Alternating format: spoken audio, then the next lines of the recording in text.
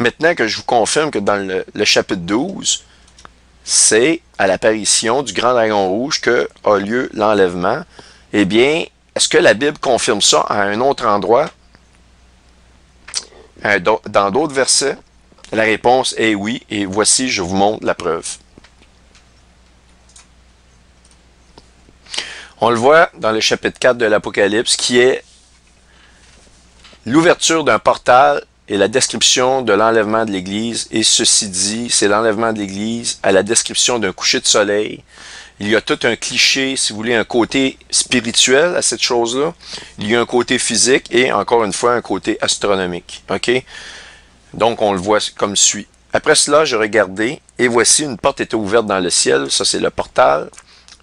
La première voix que j'avais entendue, comme le son d'une trompette, ça confirme à la dernière trompette.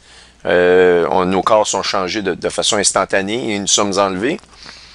Donc, la trompette me parla et dit, « Monte ici, et je te ferai voir ce qui doit arriver dans la suite. » Aussitôt, je fus ravi en esprit, et voici, il y avait un trône dans le ciel. Le trône dans le ciel, le côté astronomique, le trône, c'est le soleil.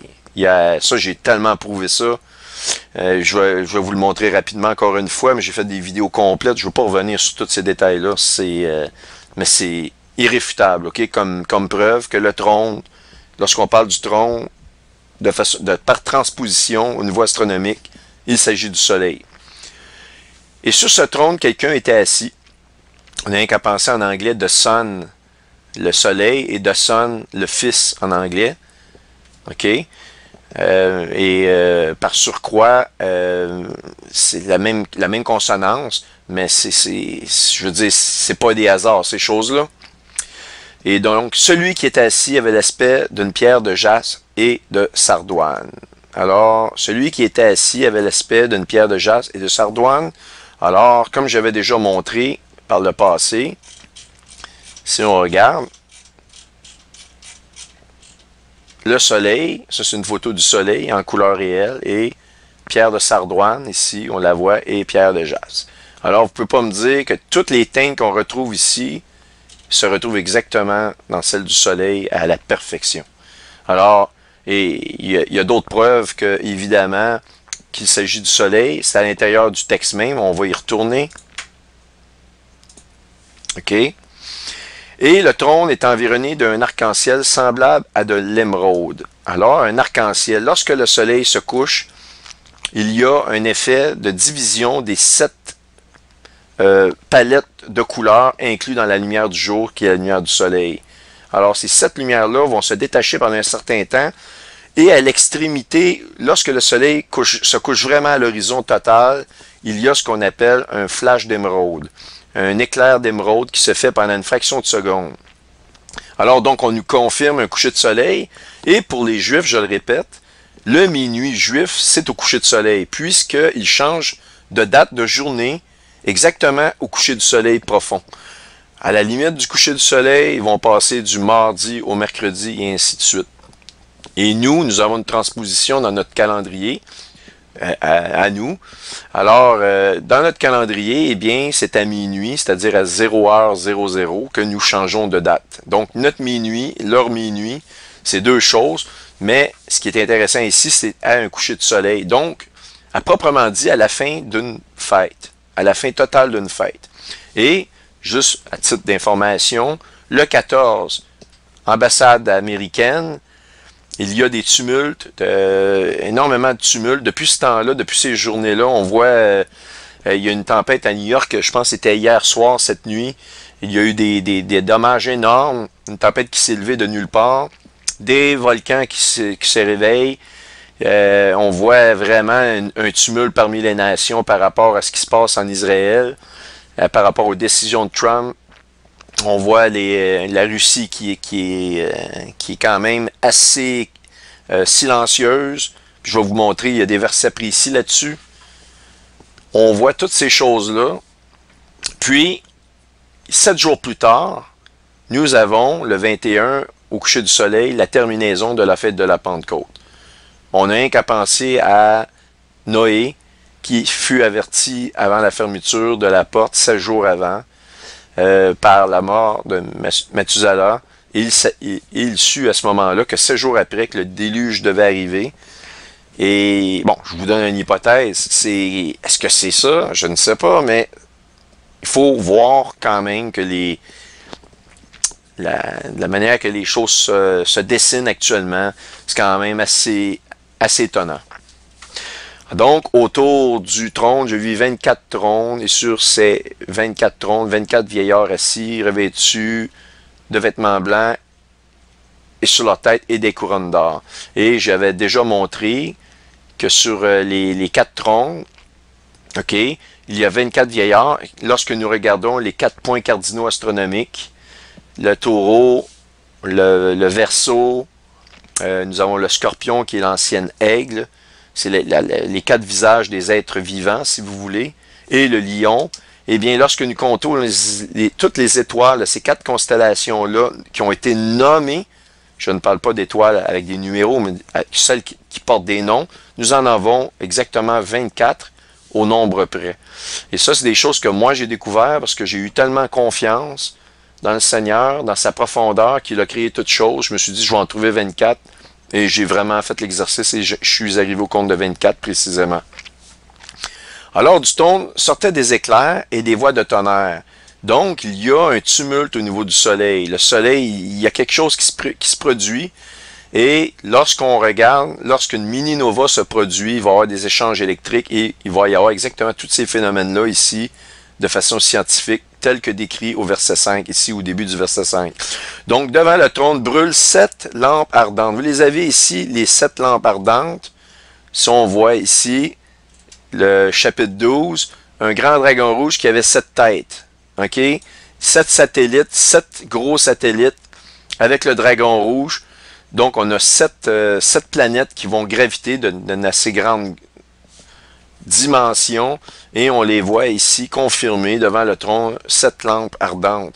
Évidemment, il y a un côté spirituel, je ne vais pas rentrer dans cet aspect-là, mais on les voit ici confirmés et c'est absolument incroyable. Et pour ce qui est du reste, les 4 êtres vivants ont chacun 6 ailes qui sont remplies d'yeux tout autour dedans. J'ai tout montré qu'il s'agit d'un signe astronomique, encore une fois. Et donc, j'avais montré ça ici dans le document, ici présent. Et j'avais montré une formation incroyable qui s'était produite. On voit ici les 6 ailes. 1, 2, 3, 4, 5, 6. Les 4 êtres vivants qui sont ici. Les 4 constellations que j'ai nommées tout à l'heure. Et avec le trône immolé au centre. Eh bien, on le voit ici, le trône immolé au centre.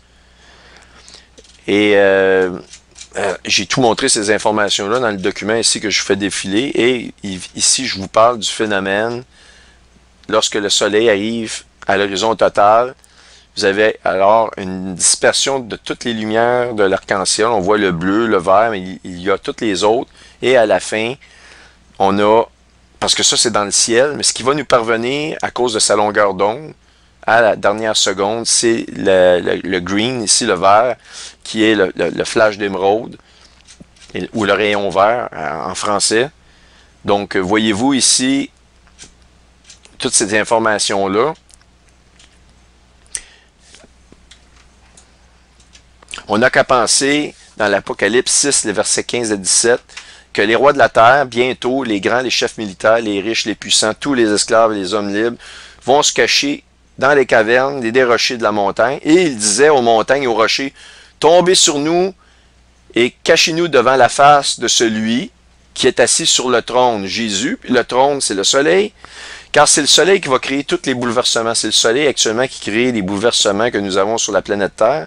Et lui-même est influencé par quelque chose qui s'approche de lui. On a juste à penser les mondes en collision, dans lesquels il faisait la description de 2 sphères. Lorsqu'on approche 2 sphères chargées électriquement l'une de l'autre, il en ressort des sons de trompette. Alors, donc, vous prenez 2 charges métalliques chargées électriquement, et lorsque vous les approchez l'une de l'autre, il y a une interaction électrique et ça produit exactement ce qu'on appelle des sons de trompette que la plupart d'entre...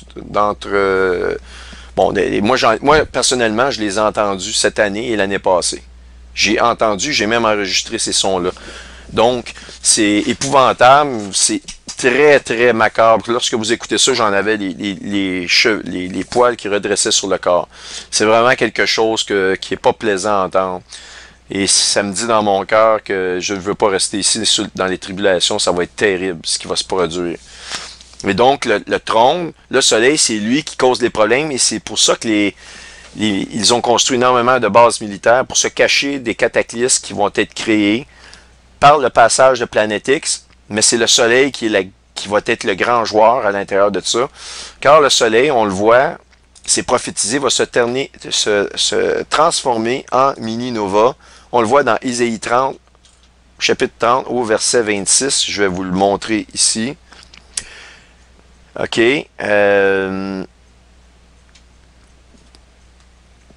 Au jour du grand carnage, à la tombée des tours, OK, la lumière de la lune sera comme la lumière du soleil, pardon, et la lumière du soleil sera 7 fois plus grande, comme la lumière de 7 jours, lorsque l'Éternel bandera la blessure de son peuple et qu'il guérira les plaies de ses coups. Alors, on voit d'ailleurs dans Ézéchiel 38 et 39, lorsque la Russie s'approche avec ses armées, une multitude d'armées, il y a eu qu'un énorme grand tremblement de terre, il va y avoir des bouleversements, les montagnes vont être déplacées, il y a quelque chose de majeur et un énorme tremblement de terre qui va se produire. Et bref, si l'enlèvement a eu lieu au préalable, parce que nous ne sommes plus là à Ézéchiel 38, eh bien, ça veut dire qu'il faut avoir vu, les gens voient le grand dragon rouge et je suis convaincu que le grand dragon rouge va créer des problèmes. Évidemment, le grand dragon rouge va créer des problèmes, mais pour créer ce qu'on appelle un problème majeur et que le soleil se tourne en nova, c'est un phénomène électrique et comme un principe électrique, c'est réel. Vous approchez un anode et un électrode et un anode, l'une de l'autre, et il n'y a pas de courant. Il n'y a pas de courant. On appelle ça la résistance électrique, si vous êtes dans un environnement où vous avez de l'air. Et lorsque vous atteignez une certaine distance, il y a un arc électrique entre les deux qui se produit, et elle peut être intermittente ou continue, dépendamment de la distance, si vous ajustez la distance. Vous allez refaire 2 fois le même, 3 fois et 4 fois la même expérience. Vous allez calculer la distance à laquelle va apparaître la première arc et ça ne sera jamais la même distance. C'est-à-dire que l'électricité, c'est complexe, ça dépend de tout le phénomène électrique. L'air qui passe entre les deux, la température de l'air peut varier un peu, ça peut faire un changement. La poussière qu'il y a dans l'air qui est entre les deux électrodes peut faire un changement. On n'a qu'à penser qu'un éclair, on dit qu'un éclair ne tombe jamais au même endroit, exactement. Oui, c'est vrai. Mais si ce phénomène-là est déjà arrivé au même endroit ou à peu près, ce qui est clair, c'est que le chemin par lequel l'éclair est passé est complètement différent. Vous n'aurez jamais 2 fois le même chemin, ça je peux vous le garantir. Et même si les 2 éclairs surviennent à une fraction de seconde l'une de l'autre. Donc, c'est ça l'électricité. Et donc, on nous confirme ici, voici, le nom de l'Éternel vient de loin, sa colère est ardente. On parle d'ardent. Lorsqu'on parle d'être ardent, on parle de feu, de chaleur intense. C'est un violent incendie. Alors, ses lèvres sont pleines de fureur et sa langue comme un feu dévorant. On le voit ici, un feu dévorant. Alors, il n'y a aucune erreur possible. On le voit ici encore une fois. Confirmer donc l'apparition d'un dragon rouge à l'enlèvement et il faut voir ce grand dragon rouge-là. On n'aura peut-être pas le temps vraiment de le voir, on va être enlevé. Je ne sais pas exactement comment ça va se produire, mais c'est définitivement à un coucher de soleil, à un minuit juif ici, que nous sommes enlevés. Je pense que les probabilités d'avoir l'évolution des choses, à penser à cette tempête de sable-là ici, moi je pense que si on calcule le nombre de jours, qu'on arrivait vraiment en 2015, mais le Seigneur est souverain et c'est un signe incroyable, c'est historique, ça ne s'est jamais produit une tempête de sable comme ça en Israël, qui plus est à la fête des trompettes et de retarder de 2 jours. Vous allez me dire, ah, est-ce que c'est possible? Oui, c'est incroyable. Ce qui est encore plus incroyable, c'est que ça tombe exactement au chapitre 12 de l'Apocalypse, le signe astronomique. que je vous ai montré ici, à la journée près. On parle ici d'année juif, dans le calendrier juif, et Dieu, ben, s'est manifesté par le peuple juif, donc il va fonctionner selon son calendrier qu'il a lui-même établi dès la Genèse, que le soleil et la lune forment, si vous voulez, les entités qui nous démarquent des jours et de la nuit. Et donc, le calendrier juif marche de façon traditionnelle par le calendrier lunaire. Et le calendrier lunaire lui-même ne peut pas exister s'il n'y a pas en contrepartie la lumière du soleil de l'autre côté. C'est pour ça qu'on a tous les croissants de lune. Et je veux dire, c'est de façon absolument incroyable le fonctionnement. Et donc, 2 ans, puis ça nous arrive à ce signe-là. C'est pour ça que mon hypothèse, c'est que les 2 ans sont passés. Et si le Seigneur devait revenir seulement en 2019, année juif 2019, bien en 5779, pour être plus précis, eh bien, bon, je veux dire, il y a peut-être une explication, mais je ne comprendrais pas la venue de ce signe-là, nous marquer cette année. Puis, je veux dire, toutes les explications sont possibles, mais si on nous marque cette année, il y a le 70e anniversaire qui s'est produit, qui est incroyable, qui est historique. Mais je pense que ça nous parle du grand dragon. Ces 2 signes, on les voit tous les deux dans le même chapitre. Les versets se suivent et on voit qu'il y a une relation entre le premier signe et le second signe. Il faut qu'ils soient interreliés.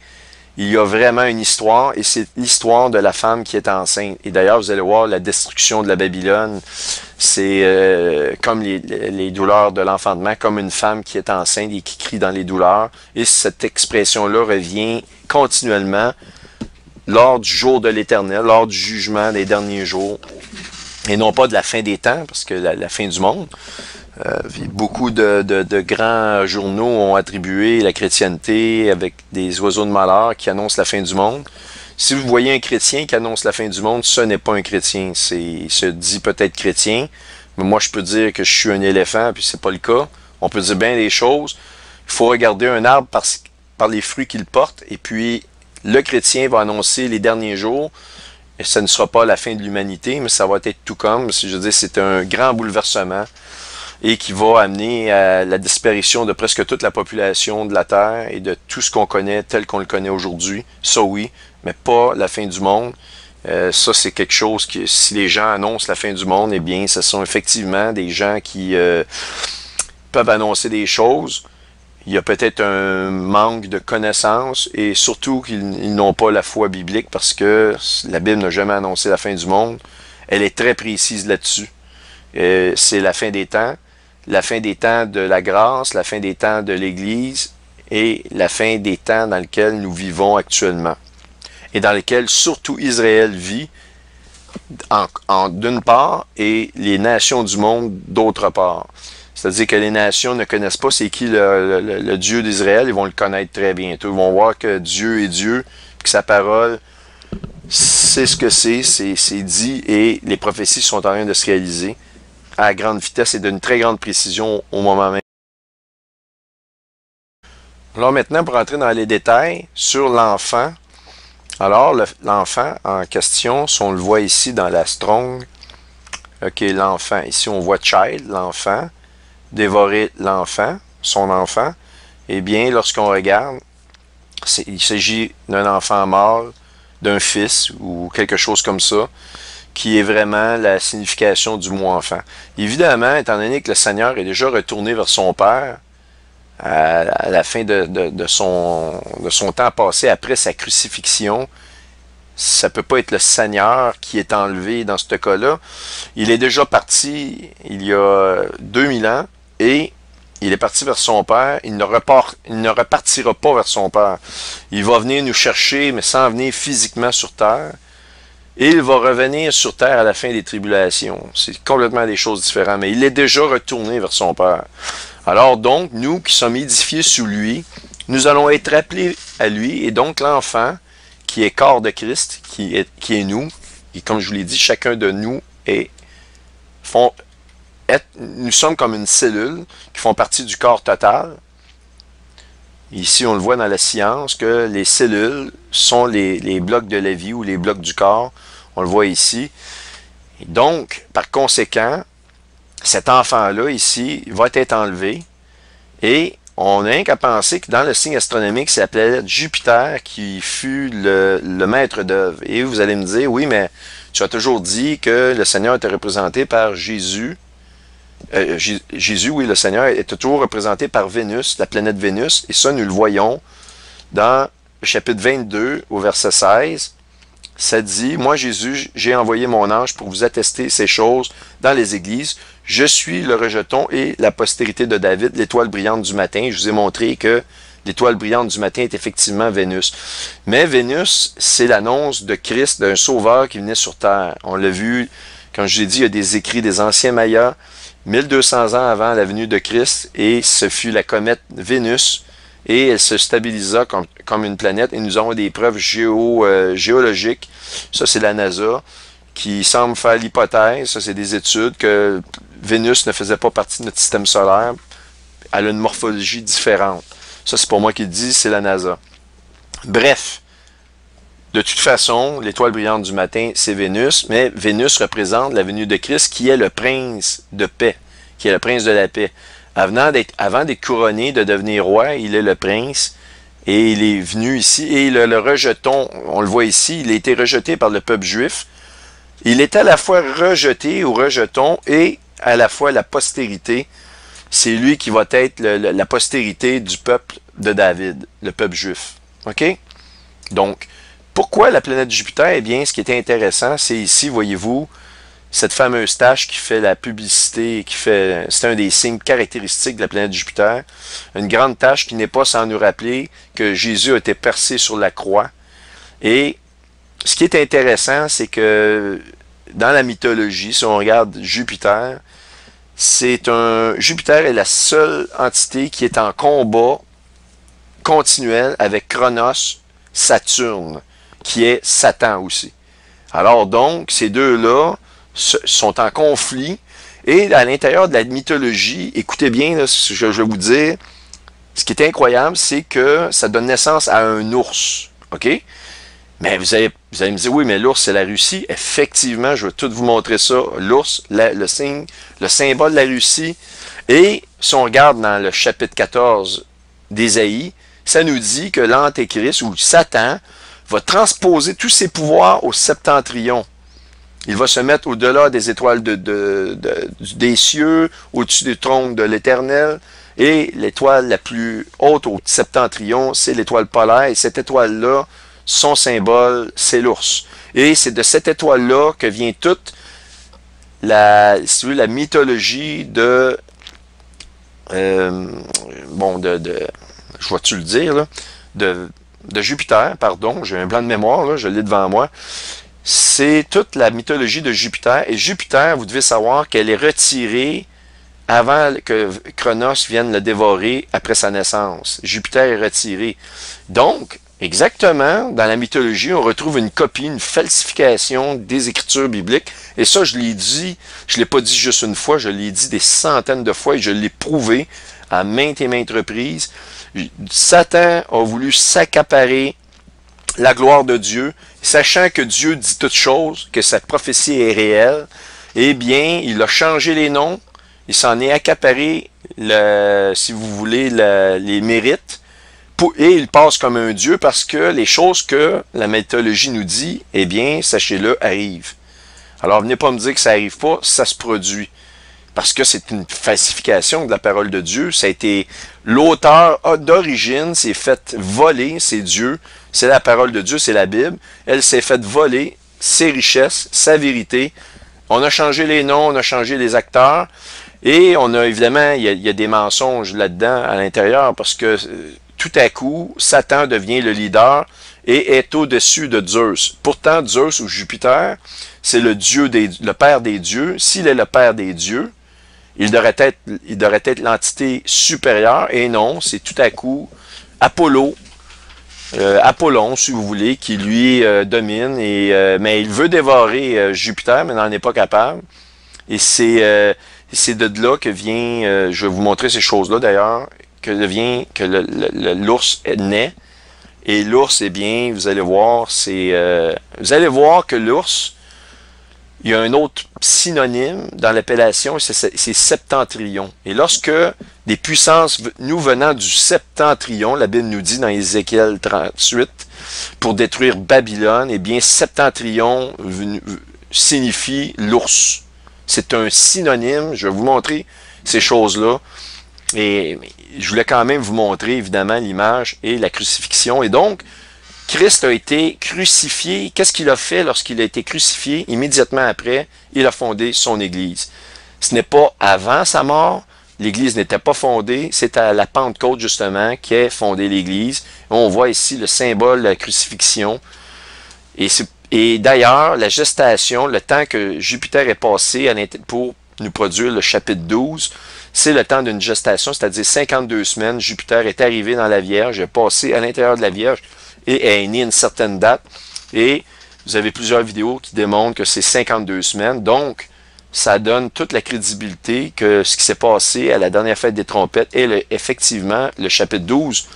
Mais, le premier verset, c'est ça l'idée, c'est que c'est le premier verset, mais non pas la venue du grand dragon. On voit ici la naissance, les 52 semaines, et c'est Jupiter. Et donc, si Jupiter, c'est Christ crucifié, eh bien, c'est donc c'est la naissance de l'Église, et c'est l'Église qui est enlevée, puisque lui, le Seigneur, a déjà été enlevé. Nous le rejoignons parce qu'il est écrit que nous faisons partie de lui. On le voit dans 2 Pierre au chapitre 3. Que le Seigneur ne tarde pas dans l'accomplissement de sa promesse, ok, et de nous enlever, ok, comme quelques-uns le croient. Puis en passant dans Pierre, je vais le répéter, c'est un livre qui est destiné à l'Église et aux disciples et aux croyants, ok.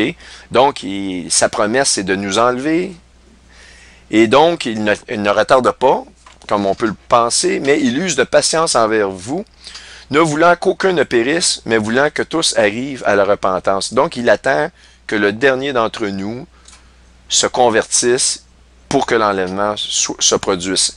Autrement dit, pour que l'Église soit accomplie, il faut que la dernière cellule de tout le corps de Christ apparaisse. Et là, l'enfant est constitué, et là, donc l'enfant peut être enlevé aussitôt qu'il fut né. C'est ce que le chapitre 12 nous dit. Il y a naissance de l'enfant, et aussitôt que l'enfant naît, Cronos arrive le dévorer, pas capable, enlevé vers le ciel. Et donc, ça veut dire qu'il reste, au moment où je vous parle, peut-être 150, peut-être 1000, 10 000, peu importe le nombre de personnes sur Terre, qui sont en train qui vont se tourner vers le Seigneur profondément, spirituellement, qui vont se repentir, qui, à ce moment-là, vont faire partie du corps de Christ. On le voit aussi à d'autres endroits. Dans 1 Corinthiens 6, on voit que « Ne savez-vous pas que vos corps sont des membres de Christ? Prendrais donc des membres de Christ, prendrais-je donc des membres de Christ pour en faire des membres d'une prostituée? Loin de là, ne savez-vous pas que celui qui s'attache à la prostituée est un seul corps avec elle? Car il est dit, les deux deviendront une seule chair. » Donc, si nous sommes la même chair, et exactement, c'est pour ça que nous sommes comparés à l'épouse, et c'est dit dans la Bible que lorsque vous mariez votre femme, vous ne faites qu'une seule chair, vos enfants, c'est une nouvelle famille qui est constituée. Et donc, mais celui qui s'attache au Seigneur est avec lui en un seul esprit. Alors donc, ça nous dit aussi, ne savez-vous pas que votre corps est le temple du Saint-Esprit qui est en vous et que vous avez reçu de Dieu? Et donc, si notre corps est le temple, eh bien, le temple est constitué, si vous voulez, donc de notre corps. Chacune des cellules est importante. Il faut que toutes les cellules soient là. Et comme j'ai montré que les cellules, c'est les blocs de la vie, les blocs du corps, eh bien, c'est exactement le même principe. Et dans 2 Éphésiens, nous voyons au chapitre 19, « Ainsi donc, vous n'êtes plus des étrangers, ni des gens du dehors, mais vous êtes citoyens des saints, gens de la maison de Dieu. Vous avez été édifiés sur les fondements des apôtres et des prophètes, Jésus-Christ lui-même étant la pierre angulaire. Et en lui, tout l'édifice, bien coordonné, s'élève pour être un temple saint dans le Seigneur. Un seul temple. Donc, chacun de vos corps sont des temples, et il faut qu'on soit réunis tous ensemble pour constituer un temple. Et bien, au singulier ici, un temple saint à l'intérieur du Seigneur. En lui, vous êtes édifiés pour être une habitation de Dieu en esprit. Alors donc, c'est pour ça que l'enfant, ici, il n'y a pas de contradiction dans le chapitre 12, l'enfant qui est enlevé sous celui qui doit régner sur ce monde avec une verge de fer qui est le Seigneur Jésus lui-même. Alors, ici, je peux peut-être sonner religieux, mais il n'y a absolument rien de religieux ici. Je suis en train de vous parler des vraies choses, de vous dire que il faut vraiment attendre la venue du grand dragon. C'est à cette vision-là. Vous allez peut-être avoir le temps de la regarder pendant une journée, je ne sais pas, peut-être à peine, peut-être une fraction de seconde. J'ai aucune idée. Mais je pense que nous allons avoir la chance de le voir et nous allons être enlevés. Et donc, ceux qui me demandent quand est-ce qu'on va la voir, vous pouvez aussi vous demander quand est-ce qu'on va être enlevé. La question se vaut. Selon moi, nous avons une confirmation au chapitre 4, les 7 lampes ardentes, et le chapitre 12, le grand dragon rouge avec 7 têtes et 7 diadèmes, 7 têtes étant 7 méga satellites, et 7 diadèmes, des petites lunes à l'intérieur de cela. Et c'est un mini-système solaire